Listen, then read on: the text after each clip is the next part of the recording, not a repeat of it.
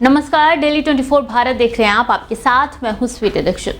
महाराष्ट्र चुनाव में वोटिंग हो गई है और अब नतीजों का इंतजार है। महाराष्ट्र नहीं, देश की नजर इस बात पर टिकी है कि विधानसभा चुनाव का नतीजा किसके पक्ष में होगा।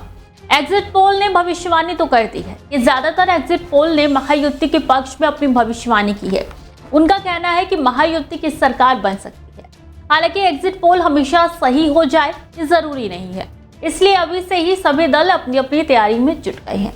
अब सवाल है कि अगर महायुति 145 के जादुई आंकड़े तक नहीं पहुंचता है तो फिर उसकी सरकार कैसे बनेगी। इसके लिए भाजपा की अगुवाई वाले गठबंधन ने प्लान बी तैयार कर रखा है।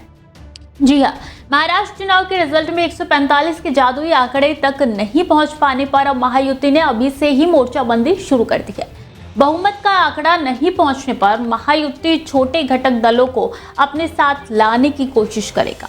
महायुति ने इसके लिए प्लान भी तैयार किया है। महायुति ने नेता विश्वास जता रहे हैं कि वो सत्ता में आएंगे। सूत्रों ने जानकारी दी है कि बहुमत से दूर रहने पर महायुति के नेताओं ने छोटे दलों से बातचीत करनी शुरू कर दी है। छोटे घटक दलों को साथ में लेकर महागठबंधन सरकार बनाने का प्रयास किया जाएगा। ये भी समझा जा सकता है कि महायुति सरकार गठन में समर्थन देने पर घटक दलों को सत्ता में हिस्सेदारी दी जाएगी। महायुति अब उन घटक दलों को एक साथ लाने की कोशिश में जुटा है जो महाविकास अघाड़ी गठबंधन में नहीं है और स्वतंत्र रूप से लड़े हैं। इनमें बहुजन विकास अघाड़ी, MNS और प्रहार जनशक्ति जैसी पार्टियां शामिल है। सूत्रों ने जानकारी दी है कि महायुति इन छोटे दलों के नेताओं के साथ संपर्क में है। हालांकि महाविकास अघाड़ी को भी एग्जिट पोल पर यकीन नहीं है, वो भी अपनी जीत का दावा कर रहा है। ऐसे में महाविकास अघाड़ी में भी बैठकों का दौर शुरू हो गया है। महाराष्ट्र विधानसभा चुनाव के नतीजे से पहले महाविकास अघाड़ी के प्रमुख नेताओं की बैठक होगी और महाविकास अघाड़ी ने बागी निर्दलीय उम्मीदवारों से संपर्क करना शुरू कर दिया है। महाविकास अघाड़ी के नेता ऐसे उम्मीदवारों के संपर्क में हैं जो जीत सकते हैं। नतीजों के दिन महाविकास अघाड़ी नेताओं की नजर प्रदेश भर के काउंटिंग सेंटर पर होगी। अगर एग्जिट पोल के अनुमान सही होते हैं तो महायुति की सरकार आसानी से बन सकती है। हालांकि सीएम कौन होगा इस पर सस्पेंस है।